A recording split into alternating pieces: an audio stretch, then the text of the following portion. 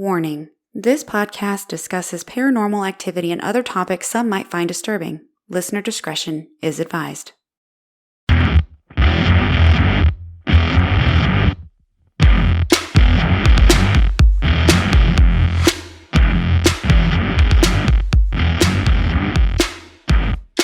Hello, everybody. This is your host, Ashley, and I am flying solo today.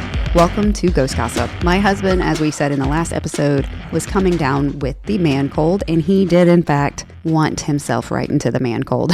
I say that. Y'all know we rag each other. We rag each other pretty hard, and that's what makes our marriage so fun, because we really do. We can pick on each other, laugh at each other. We laugh with each other. One of the things that I always say about him is, like, he's a horrible sick patient. So every time he starts getting sick, part of me dies inside because I'm like, here we go. So he started feeling bad after we got back from Vegas. Both of us were feeling bad. Anytime we fly, we're in a plane, it just kind of happens. I think that's normal. You're breathing in all of that regenerated air, that recycled air. That's the word I need. So when you get off, of course, your allergies are a little wonky and, a little stuffy, not feeling right. But we get off the plane and it's like immediately, I'm sick. Like, no, you're not. You're fine. I started feeling just kind of icky a few days after we got back. One of our daughters had been sick and she had coughed right in my face. So I was like, great. And she had something viral going around. So I had told him, I was like, well, you might have gotten whatever's going around. It's fine. 24 hours, you feel better. Y'all, we got back from Vegas on the 17th of November. And here we are in the first week of December, and this man is still sick. So he was determined to be sick. I've never seen somebody want to be sick so bad. Oh, he's going to listen. He's going to get so mad at me. He went to the doctor. Now, this is nothing that I hadn't said to him. He went to the doctor and told the doctor he must have COVID. He must have the flu. He must have strep throat. He's got to have something. He feels so bad. He's never felt so sick in his life, right? So he goes to the doctor. The doctor runs all these tests and comes back and says, sir, you have drainage.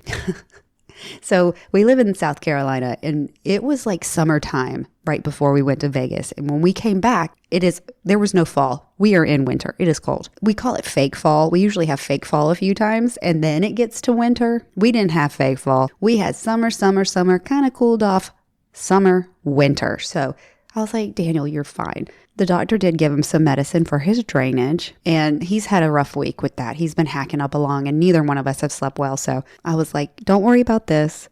I will handle this. I will do an episode on my own, even though it's a little weird for me to sit here and just kind of talk to myself. But we had intended on doing an episode on the carriage house, because that is where we plan to go for our Christmas present to each other down in Charleston, South Carolina.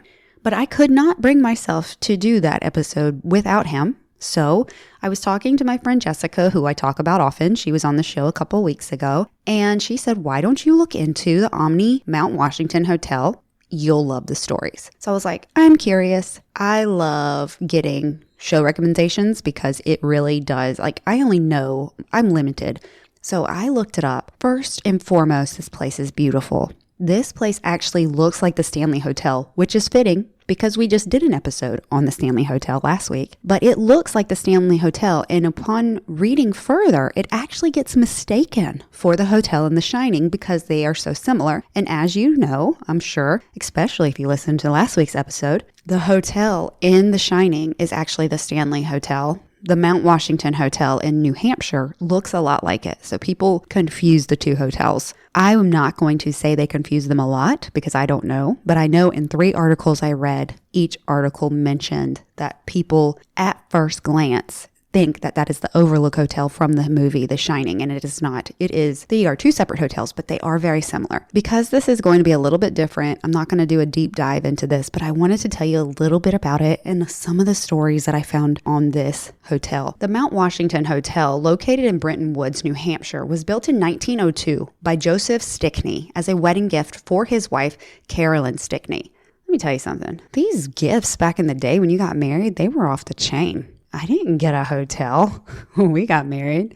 The resort was built as a summer retreat for the rich and famous of that era and was originally only open during the summer months. Now, when I was reading, I saw summer months meaning May to October. Shortly after the hotel was built and it was opened, Joseph Stickney passed away from a heart attack. It was very unexpected, leaving his wife Carolyn as a young widow. Shortly after his death, she remarried into French royalty, but she continued to visit the hotel in the summer.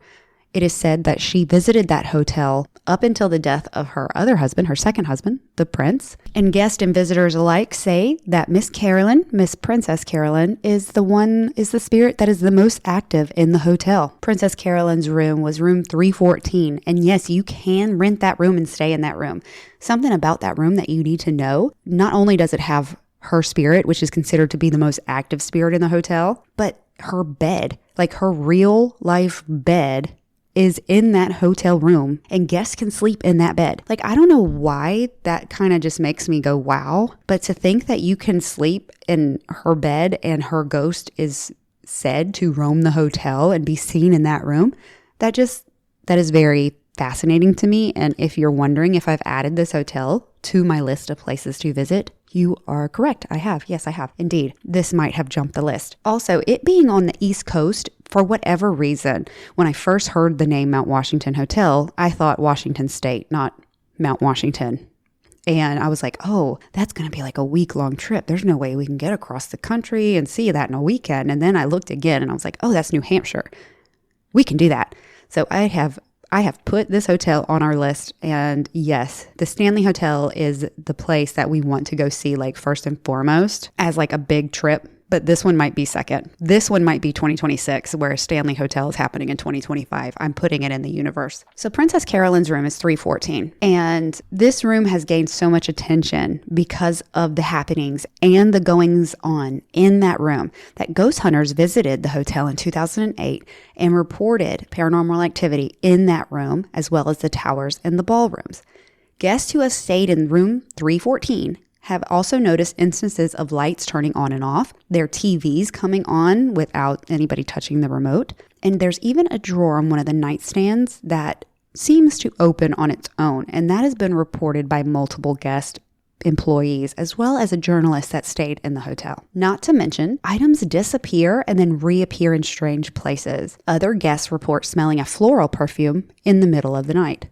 I know in my house, I'll be walking around and all of a sudden I smell cigar smoke, or I smell cigarette smoke, or I'll smell, one day it's like I walked through a patch of lavender. And it makes you pause and wonder, like, what did you just walk through? I wonder if that's Princess Carolyn's perfume. I found an amazing article about room 314 on the Pace Magazine website. It's called Searching for Ghosts in New England's Most Haunted Hotel, and it's written by Julie Tremaine. She is an award-winning food and travel writer, and she has her own personal encounter in the room, and I wanted to share parts of her story. I am going to link her article in the show notes because it is very well written. It is a wonderful article. So she said she was there with Amy Bruni, the professional paranormal investigator who owns Strange Escapes and has a travel channel show called Kindred Spirits. So Julie was in room 314, and she said the first night she was there, nothing happened. She slept like a baby. It was great. She said there might have been a little bit of activity in the room, but nothing that she couldn't live with. The next day, there was lectures by experts and paranormal researchers, and she went to those. And then that night, she decided after all the lectures that she was going to take people into her room to do like a little bit of a secondary investigation. And since they had all been in the lectures, come to her room since she was in room 314. Okay, so this is where I'm going to pick up reading directly from her article, and I hope that is okay. Legally, if it's not, just send me a cease and desist and I'll take this down. But this article is Searching for Ghosts in New England's Most Haunted Hotel by Julie Tremaine. It was published April 19th, 2022 on thepacemagazine.com, and I'm going to have that linked in the show notes. So this is further down in the article, and this is after she had gone to the hotel and she was there for some lectures and to visit Strange Escapes, which is owned and operated by Amy Bruni, who is a very popular professional paranormal investigator. So this is where I'm going to pick up. I wouldn't call myself a believer, and I wouldn't call myself scared of ghosts either. Mostly, I'm just there to take it in. I started going to Strange Escapes events because I was fascinated by the people who choose to spend their free time, or in the case of the pros, their careers, steeped in the paranormal. I kept going because hanging out in the middle of the night in creepy places asking questions into the dark is actually pretty fun. Like the night I spent in the Queen Mary's most haunted room. I've seen a few things I can't explain. For a normal person, my first night in the princess room went well. I slept like a baby. But I am not a normal person. I am a writer who was on an assignment trying to see some ghost. So by that metric, the first night was a total fail. Before I turned in for the night, I sat there and watched as Adam Berry conducted paranormal investigations with small groups of escapees, rotating out every hour or so. Barry held EVP sessions where you use your voice recorder to ask questions and hope that the technology picks up responses from unseen beings, which are called electronic voice phenomenon. There was a little bit of activity in the room, but as Barry said to me as he was ushering the last investigators out of the room last night, there isn't anything that's going to make any trouble for you. The next day, I listened to lectures by other experts, including one of the paranormal researchers, John E. L. Tenney, who was sharing his theories on why people report experiencing so much activity at the Mount Washington. Places like this, he said, get haunted the more people investigate them. If you can die and leave energy behind, why can't you be alive and leave energy behind? The common thing among all the speakers is that there's no real reason to be afraid of what you can't explain.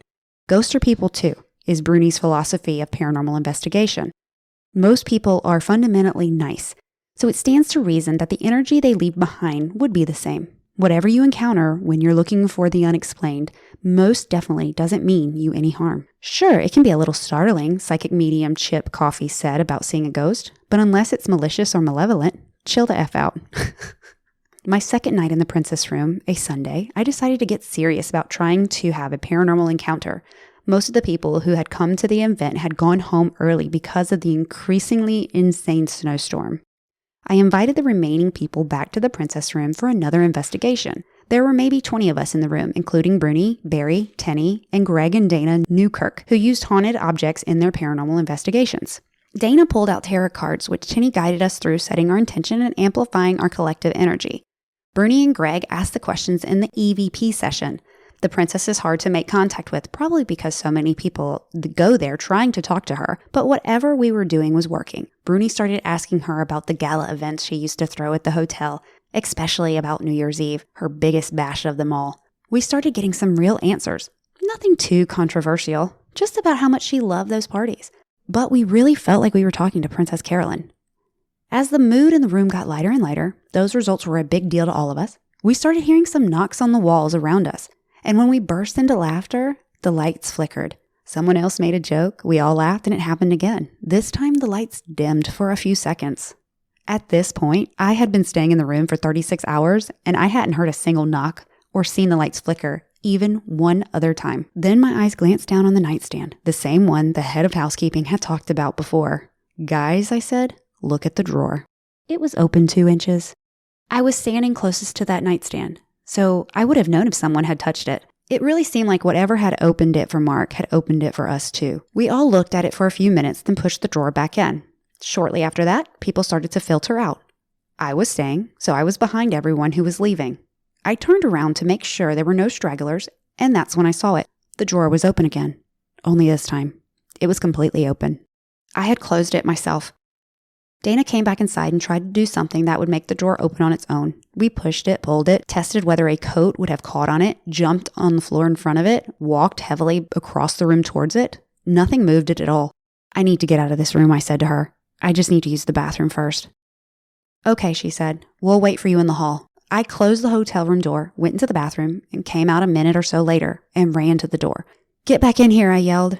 This time, the top drawer was open, and I had been completely alone in the room. There is no chance any living person did that. We took a short walk outside. I wasn't scared, but I was all raw nerves. I've been in the same weird positions before, like inside the house The Conjuring is based on, but I've never been faced with something I completely couldn't explain before. Everything I've ever read or heard about dealing with ghosts advises you to talk to them like you talk to any other person. So when it was time to try to sleep in the room where I had just witnessed an unseen force move an object, I spoke out loud, even though I couldn't see anyone there, and even though I felt a little silly by doing it. "Thank you," I said to the empty room. "We all appreciate so much that we got to talk to you. That was really special for all of us. But I can't talk anymore. Please let me get some rest." But of course I couldn't sleep. I FaceTimed my boyfriend. "I'm not really scared," I said, "but I'm wired." I heard radio static through the phone. I was on Wi-Fi and had a good signal. And beyond that, when a FaceTime connection is bad, the screen blurs out or freezes. There's no static on a bad video chat, at least not that I've ever seen. Through the static, I could faintly hear a woman's voice. I turned on the recorder I used to tape interviews. "I think the princess might have been here," I said to him. "When I got back here, I said to her, 'Thank you so much, but I really need to sleep.' There was another burst of static on the phone and some white flashes across the screen. Of all the times I have ever used video chat, I have never ever seen the kind of flashing which would white out the screen for a second or two, but wasn't accompanied by a standard poor connection warning. Eventually, I did fall asleep and slept well. The next morning, I played back the recording. I thought I had heard what I heard, but I wanted someone else's opinion. Knowing she had a lot more experience with EVPs than I played it for Bruni. "Thank you so much," I heard myself saying on the recording, "but I really need to sleep." And then, a woman's voice, not my own, as clear as can be, saying, "Go to sleep." I went back to the Mount Washington Strange Escapes that next November. In the princess room, we saw the same drawer on the same nightstand pop out several times over the course of an hour. I left to go explore some other spaces and came back to 314 late that night. "It hasn't happened since you left," Adam Barry said. Everyone who was in the room was sitting perfectly still. Then slowly, we watched the drawer open. That time, I decided to stay in a regular room. Julie Tremaine is an award-winning food and travel writer who's road tripping and tasting her way across the country. So I love this article. It was so well written and it just made you feel like you were there with her. And I can't imagine her in one of the most haunted rooms in the entire hotel. And as she's just hanging out in there, the drawer decides to just pop open. And then she comes back a year later and it does it again. That's amazing. It really, if you're not into this kind of thing, it's just like whoop-de-doo. But if you are, it's like, wow, I want the drawer to open for me. I want a drawer to open, even though I've had drawers open and stuff. And in the moment, you're like, stop it. But it's still, how amazing is that to know that there's something you can't see and it's moving that, whatever it is. I think one of the things that I've liked most about reading about this is like none of the hauntings are like scary, and I didn't see anything saying it was demonic. You know, sometimes you go into these places, the most haunted places in the world, and they say demonic, demonic, demonic. Not everything's demonic, you know, not everything is. These hauntings that I read about, they weren't scary. They were almost heartwarming and, you know, they make you feel wired. Anytime you feel something like that, in my opinion, it leaves you feeling like just like on edge or very alert. It's like you're almost vibing with the energy around you because you are more aware of what's going on, but it's not scary. And I really like that because it's like, I don't want to be scared. Like sometimes it happens, but I don't want to be scared. I want to learn, I want to experience, but don't scare me. I don't want to be scared. But yeah, so that's one thing I really liked about it. Most of the hauntings in that room are about the same, with people seeing the drawers open, the lights coming on and off, things moving. Most of the hauntings that I read about are those of Carolyn Stickney. They range from seeing her sitting on the edge of her bed in room 314. People also say they see her in the hallways, on the stairwells, and in the windows. Other hauntings include those of people who have heard orchestra, like a phantom orchestra playing in the ballroom. And it is reported that the towers of the hotel are also haunted. So while I'm sitting here just kind of reading through websites and looking for more information, because this is going to be a shorter episode, I found a website. It's called thehauntedplaces.com, and it has a picture of the hotel. And it looks like there was some kind of event going on and they were taking a group picture and they're all on the lawn. And in one of the windows, there's a woman standing in the window looking out at everybody standing there. And it says that the room is actually the room under room 314. And they believe that this spirit is the former owner, Carolyn Stickney. I'm going to link that. So that way, if you want to go check it out, you can definitely see somebody standing there. And what is interesting about it is, you know, there is that phenomenon where you see faces. People can see faces and objects. This window is open. Like the glass is not down. So there's no reflection of the glass. This window is wide ass open. So it definitely looks like a woman standing there. You could see her arm. The dress is white. It looks like it has some kind of like a blue floral print. And yes, it is. Go check it out. I'm going to link it. But yes, the website, thehauntedplaces.com, you can see this picture. It's interesting. It is interesting. I wish I could zoom up on it more. Mount Washington Hotel has 200 rooms and over 30,000 square feet of meeting space. So if you are interested in that, go check it out. It looks like they are a lovely hotel and they have lots to do, whether you're into the paranormal or you just want to chill out and relax, because it really is. It's a nice looking space. So if you've ever been there, I would love to hear about it. Let me know. Shoot me an email. Drop me a DM. I'm going to share something on TikTok. Give me a comment. Give me a follow. Give me a like. Give me a something, because y'all, some days this is hard. It's always fun though. I love doing this. Anyway, you can find me on Ghost Gossip Podcast on Instagram, Ghost Gossip Pod on TikTok, and email me anytime, whenever, wherever, ghostgossip247@gmail.com. I really would like to put together a new Listener Happenings episode. So if you have any creepy tales that you have experienced or stories like maybe from your mom or your dad or your sister or your brother, send them to me. You can remain anonymous. Just let me know. As always, thank you so much for listening. I really do appreciate every single listen, share, follow, everything, more than you know. And until next time, they'll see you later. The Mount Washington, nope, cameo. What the hell am I talking about? Damn you, pop filter.